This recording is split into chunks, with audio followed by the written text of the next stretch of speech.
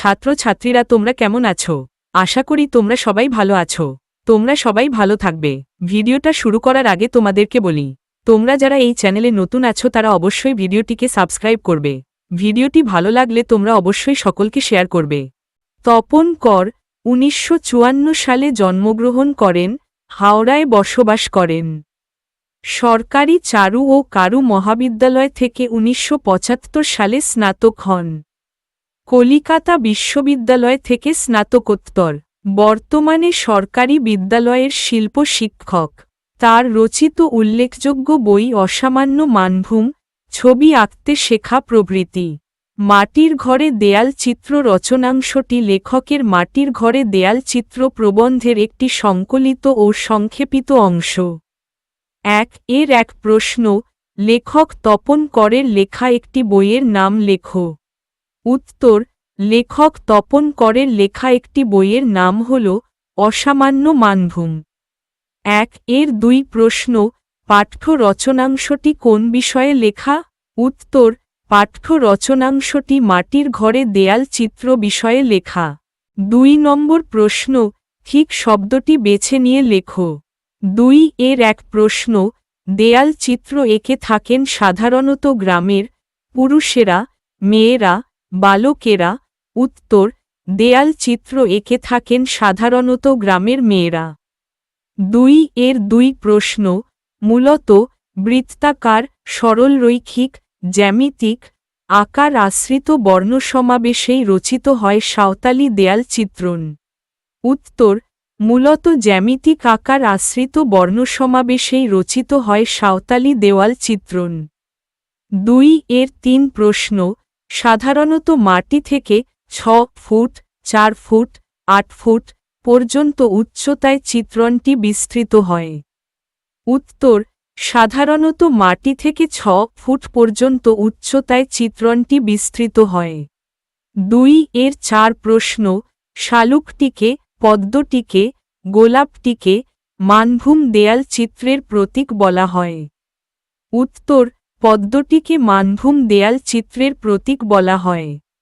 3 নম্বর প্রশ্ন, পাঠ থেকে একই অর্থের শব্দ খুঁজে নিয়ে লেখো। ছবি। জোগাড়, পঙ্কজ, পুষ্প, মাটি। উত্তর, ছবি মানে চিত্র, জোগাড় মানে সংগ্রহ, পঙ্কজ মানে পদ্ম, পুষ্প মানে ফুল, মাটি মানে মৃত্তিকা। 4 নম্বর প্রশ্ন, নিচের বিশেষ্য শব্দগুলিকে বিশেষণ এবং বিশেষণ শব্দগুলিকে বিশেষ্যে রূপান্তরিত করো। ভৌগোলিক। নির্বাচন, অঞ্চল, রচিত, অলঙ্কার, জ্যামিতি। উত্তর, ভৌগোলিক হবে বিশেষণ, ভূগোল হবে বিশেষ্য। নির্বাচন হবে বিশেষ্য, নির্বাচিত হবে বিশেষণ। অঞ্চল হবে বিশেষ্য, আঞ্চলিক হবে বিশেষণ। রচিত হবে বিশেষণ, রচনা হবে বিশেষ্য। অলঙ্কার হবে বিশেষ্য, আলংকারিক হবে বিশেষণ। জ্যামিতি হবে বিশেষ্য, জ্যামিতিক হবে বিশেষণ। 5 নম্বর প্রশ্ন, নিচের বাক্যগুলি জুড়ে একটি বাক্যে পরিণত করো। 5 এর এক প্রশ্ন, এই মাটির রং ঈষৎ হরিদ্রাব।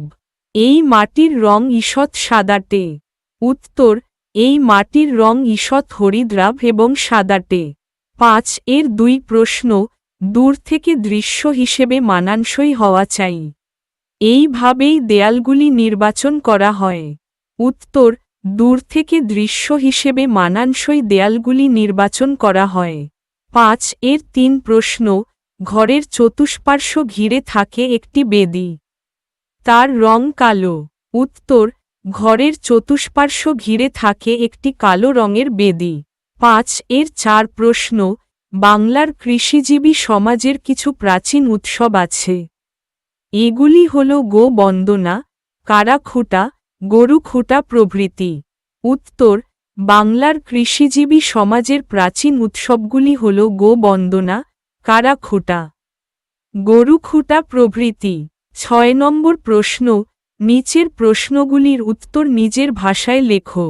6 এর এক প্রশ্নে কি বলেছে, তোমার জানা কোন অঞ্চলের লোক সমাজে দেয়ালে ছবি আঁকার চল আছে?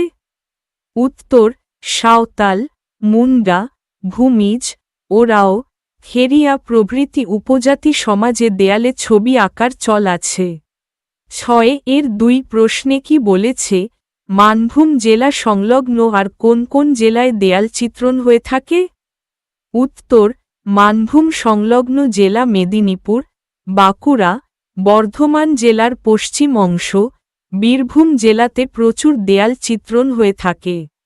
6 এর 3 প্রশ্নে কি বলেছে, মানভূম জেলায় কোন কোন আদিবাসী গোষ্ঠীর বাস?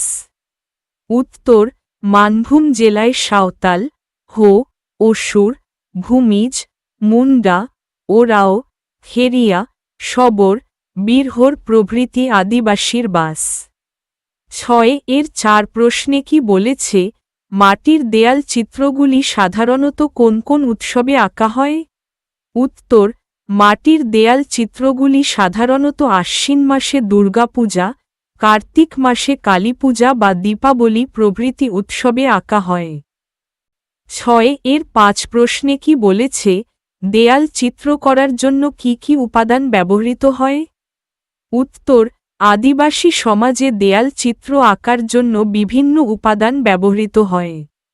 দেয়াল চিত্রে রং ফুটিয়ে তুলতে লালচে গিরিমাটি বা গৈরিক বর্ণের মৃত্তিকায় গিরিফল চুবিয়ে রং ব্যবহার করা হয়। এছাড়া বেলেমাটির গোলা দিয়ে নাতা দেওয়া হয়। 6 এর 6 প্রশ্নে কি বলেছে, কোন তিথিতে কৃষিজীবীরা কিভাবে তাদের গৃহসজ্জা করে তা লেখো? উত্তর, তপন কর রচিত মাটির ঘরে দেয়াল চিত্র পাঠ্যাংশে তিথি হিসেবে কালীপূজা অর্থাৎ কার্তিকের অমাবস্যাকেই গৃহ মার্জনা ও অলঙ্করণের জন্য নির্দিষ্ট করা হয়েছে। এই তিথিতেই রারবঙ্গের কৃষিজীবীদের সমগ্র ঘর বাড়ি মেরামতি, লেপা মোছা করার পর গৃহাঙ্গনের প্রবেশ ঘর থেকে উঠান, গোহাল ধানের গোলা বা মড়াই এবং মূল বাসগৃহ সর্বত্র আলপনা দিয়ে সাজানো হয়। 6 এর 7 প্রশ্নে কি বলেছে, কোন কোন জাতির দেয়াল চিত্রের সাধারণ লক্ষণ পদ্ম? উত্তর, তপন কর রচিত মাটির ঘরে দেয়াল চিত্র পাঠ্যাংশে ভূমিজ, কুর্মী বা অন্যান্য গোষ্ঠীর মানুষেরা যে দেয়াল চিত্রণ করে থাকেন তার সাধারণ লক্ষণ হল পদ্ম। 6 এর 8 প্রশ্নে কি বলেছে, দুধে মাটির ওপর কিভাবে চিত্রণ করা হয়? উত্তর, তপন কর রচিত মাটির ঘরে দেয়াল চিত্র পাঠ্যাংশে দুধে মাটির প্রলেপ দিয়ে দেয়াল ভিজে থাকতে থাকতে এর উপর হাতের আঙুলের ডগা দিয়ে দাগ টেনে এঁকে দিতে হয় ছবি। 6 এর 9 প্রশ্নে কি বলেছে, মোরগঝুটির চালচিত্রে আর কি কি নকশা থাকে?